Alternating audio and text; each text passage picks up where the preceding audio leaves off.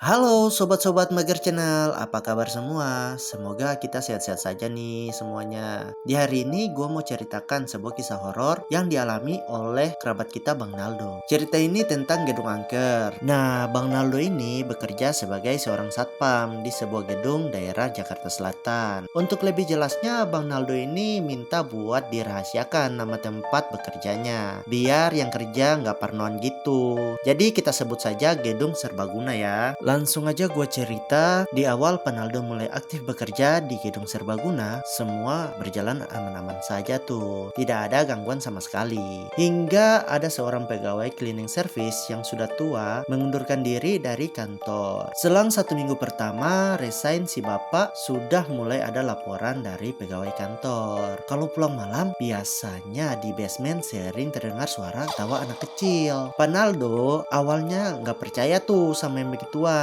Soalnya beliau kan sering patroli 1 jam 1 kali dan tidak terjadi apa-apa. Pas keesokan harinya saat Panaldo piket jaga malam, beliau mendengar suara teriakan dari basement. Nah, disamperin lah sama Panaldo. Pas disamperin, ternyata itu teriakan dari pegawai perempuan yang abis lembur di kantor. Panaldo tanya nih ke si cewek, "Kenapa neng? Kok teriak-teriak gitu?" Jawab si cewek nih, "Tadi ada yang narik celana saya pak," sambil nangis ketakutan gitu kan. Setelah menerima laporan dari pegawai itu, langsung diceklah area basement dan ternyata gak ada siapapun. Jadi si cewek ini juga temani Panaldo untuk periksa karena dia takut ditinggal sendiri. Setelah diperiksa dan hasilnya song, si cewek ini bilang, "Pak, temenin dong ke mobil saya." Dan dianterinlah tuh cewek ke mobilnya oleh Panaldo. Setelah dianterin, dan si cewek langsung tancap gas pergi meninggalkan Panaldo sendiri di basement. Tak selang berapa lama, Panaldo dengar ada suara anak kecil ketawa. Awal Panaldo penasaran, ini anak siapa masuk basement gitu kan? Mana udah jam 1 malam, gila aja ada anak kecil jam 1 malam masuk basement. Nah, takutnya Panaldo ada anak-anak pengemis yang masuk buat tidur di basement. Tapi pas diperiksa nih, gak ada siapapun. Yang ada kucing warna hitam yang loncat jatuhin kain pel. Panaldo yang rasa ada yang gak beres langsung balik ke pos jaga. Nah, kebetulan senior Panaldo nih datang, namanya Pak Dede. Ngopilah mereka berdua di pos. Pas jam 3 subuh ada gangguan lagi, suara teriakan anak kecil yang didengerin sama mereka berdua. Suara berasal dari arah basement lagi.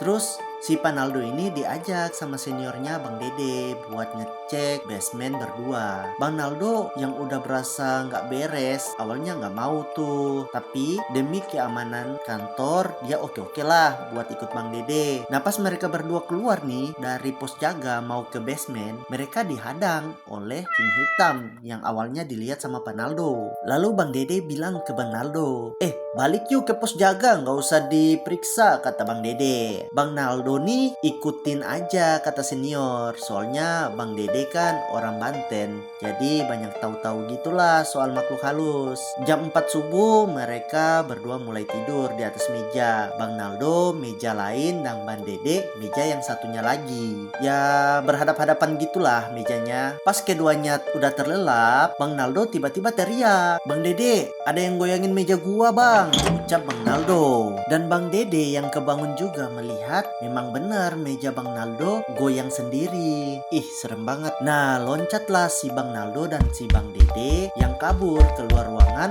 lalu mereka berdua duduk di depan kantor sampai pagi. Gila nggak tuh? Paginya dilaporinlah kejadian semalam kepada komandan jaga soal kejanggalan yang mereka temui.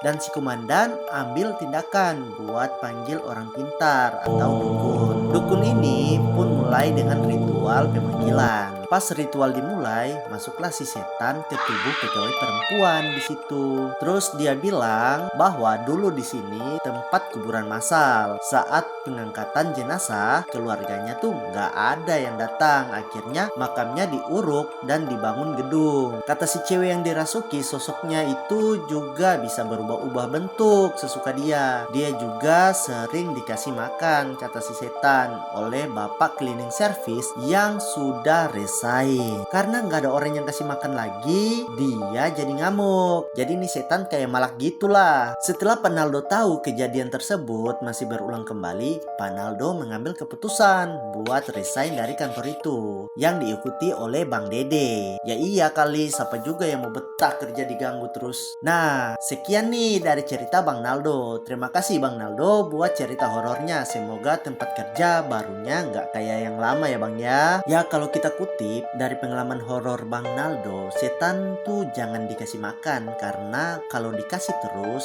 dia makin kuat. Jadi kayak bisa sentuh benda gitu. Dan juga tak orang beragama kan nggak bagus kelihatannya. Jatuhnya kayak musyrik juga. Saran sih kuat aja dalam doa biar dijaga dan dijauhin dari godaan dan gangguan makhluk halus. Oke? Nah, buat kalian nih yang punya pengalaman-pengalaman horor yang mau dinaikkan, kirim saja ke email gua atau di bio atau tinggalkan pesan di kolom komentar gua. Oke, teman-teman Mager Channel yang mau lihat kelanjutan cerita horor, jangan lupa subscribe dan tekan tombol lonceng agar tidak ketinggalan cerita-cerita menarik lainnya. Sampai ketemu di cerita selanjutnya. Terima kasih yang sudah menonton. Check it out.